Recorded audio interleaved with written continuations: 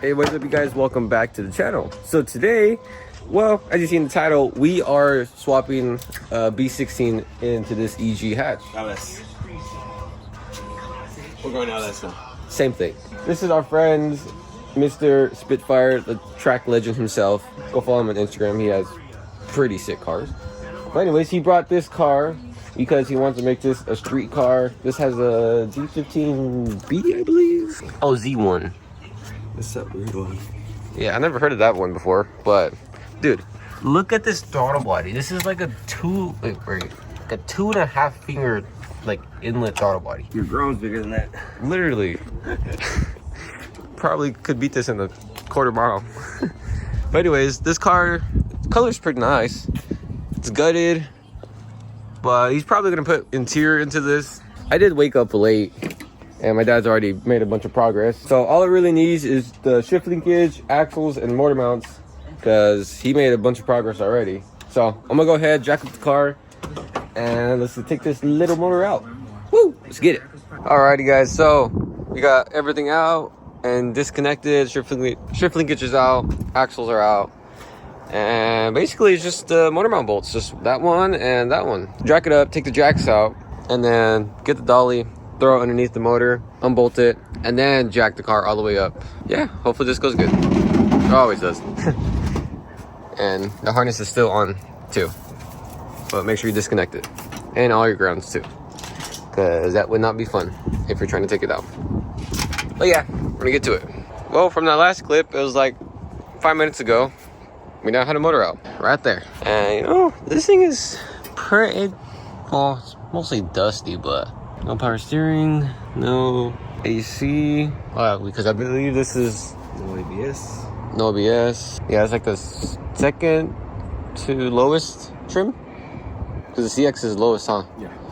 Yeah, so CX is the lightest. It says, the sticker says VX right here. Oh yeah. So CX and VX are the same, except the VX has VTEC, which is that economy VTEC or whatever. Oh, okay. But it's pretty much the same. CX, so you can tell. No trim. And then the CX also came with no mirror, but obviously it's aftermarket. Oh yeah, spoon style. Oh, and then got carbon fiber hood, because you know this is a real spoon hood. But yeah, and I gotta wait for the owner to bring the new motor. So yeah, gotta play the waiting game. All right guys, it's the next day, and well, I guess the owner decided like last minute that I thought he was doing the B16 swap, but he got an LS swap. So now we're gonna go ahead, drop the car, get this bolted up, and yeah, pretty simple as that. So we're gonna go ahead and drop it. Need both hands for this. All right guys, so well, I just got back from class and my dad has done a lot of progress. Oh, got a bracket.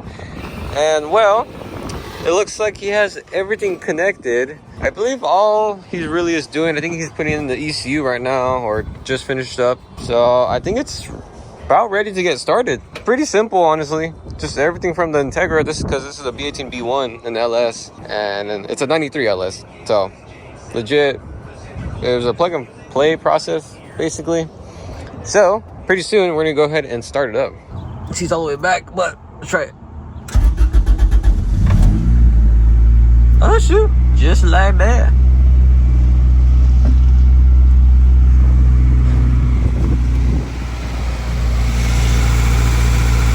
It's so quiet, it's so smooth, it sounds like.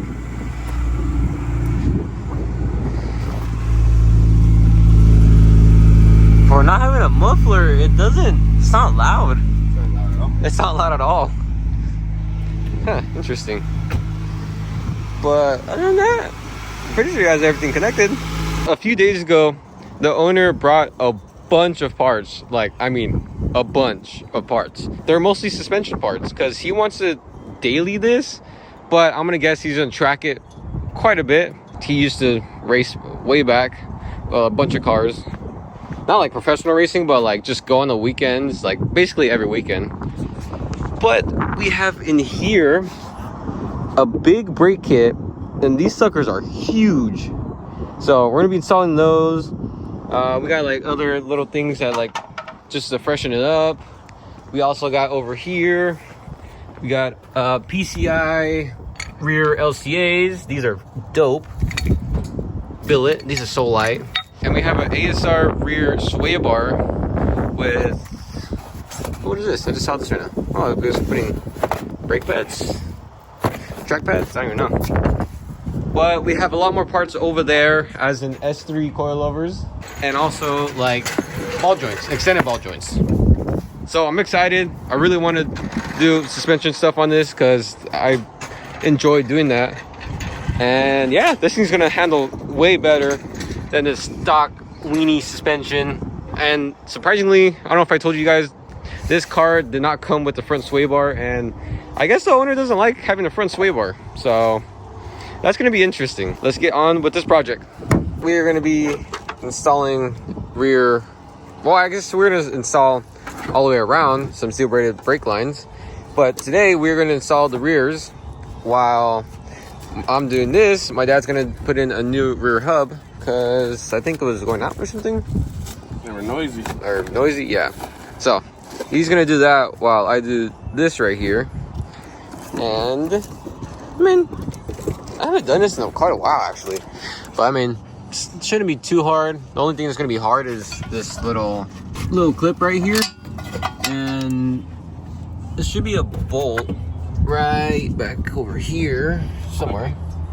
Huh? Look, not a big, huge deal, but I hate inconsistency. Look at one's these are gold, black, these are gold. Look at the part number. Part number. Same box, same brand, same. Oh yeah. Even the bearings are different. Oh wow.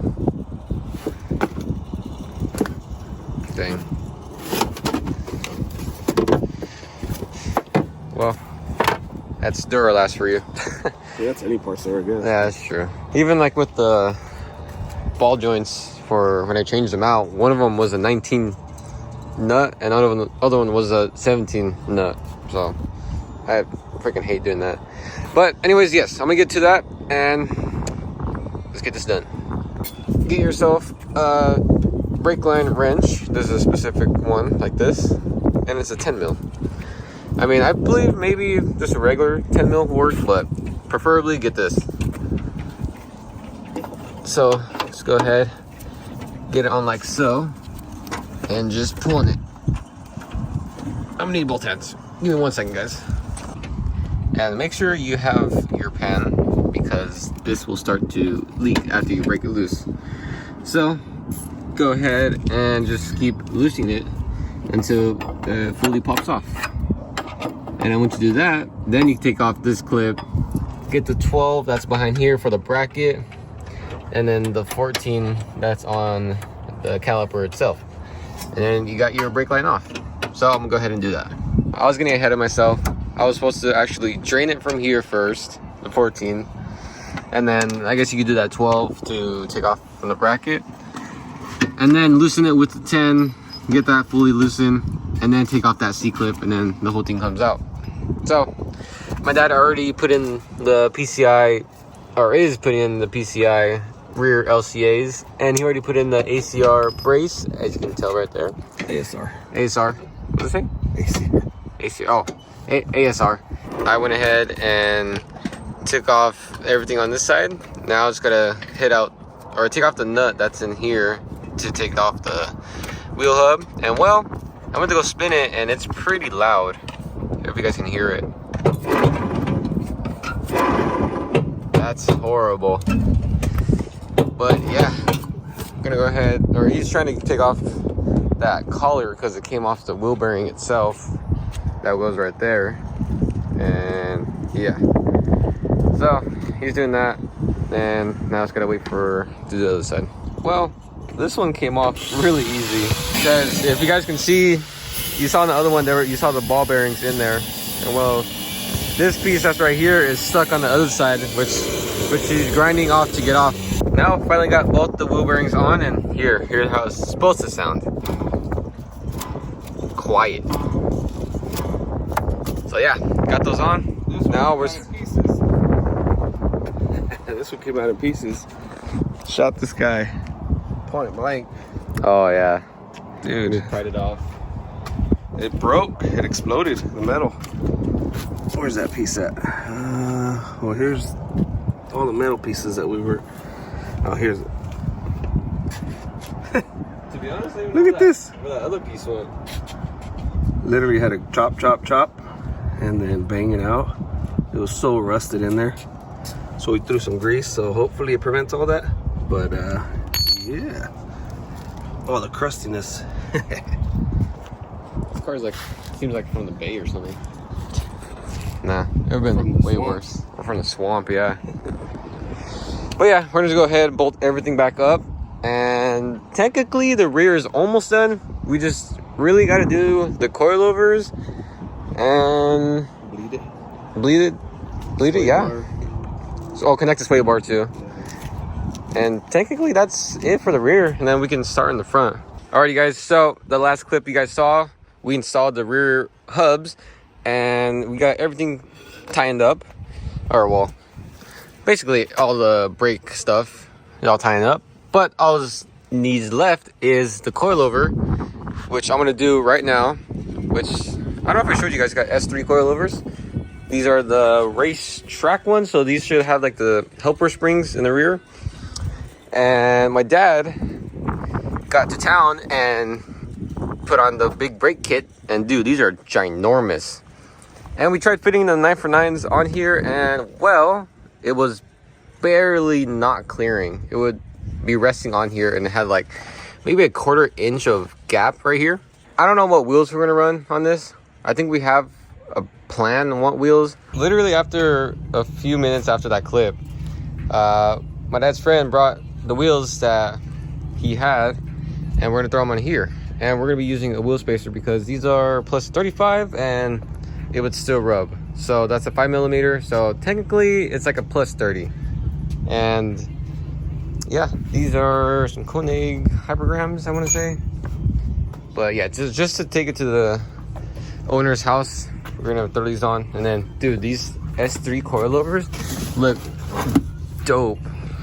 Look at this, dude. This looks sick.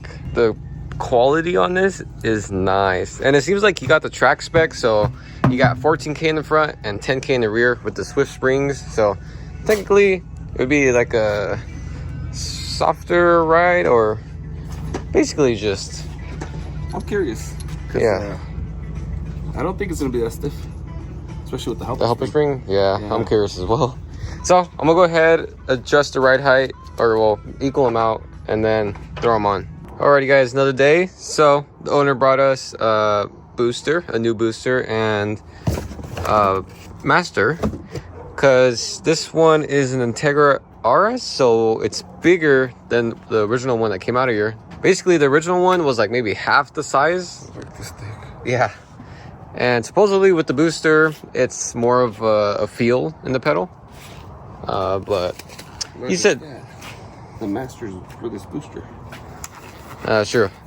Because we did get that master. That's the one that he got before, but this one didn't fit the old booster. So, got the correct booster, and we're gonna go ahead and install it, get it all bled. Technically, and then bleed the brakes. And then technically, we can drive this around. Alright, got the car back at the owner's house, and got the TEs on, because these ones fit the calipers actually pretty well. And we just went ahead, rolled the rear fenders, raised up the rear. I think he's gonna raise up just a little bit more because he wanted to rotate pretty good. But I mean, other than that, it took it for around the block and it feels pretty good. He does have more stuff for it. He has a half gauge for it, bucket seat, so that's installed. And then pretty sure alignment, and then should be pretty good. We did install a little lip on it, a little eBay lip, and it looks pretty good. And the guy has freaking crazy track car right here. Freaking supercharged S1000. Took it to Blunt Willow, like, I forgot when. He hit like a 158 on like high PSI on tires. This car is just insane. Straight pipe exhaust. Absolutely crazy. I think this might be faster, huh? Yeah. Not by much, but a little. But yeah, other than that, LS runs good. And that's gonna be it for today's video.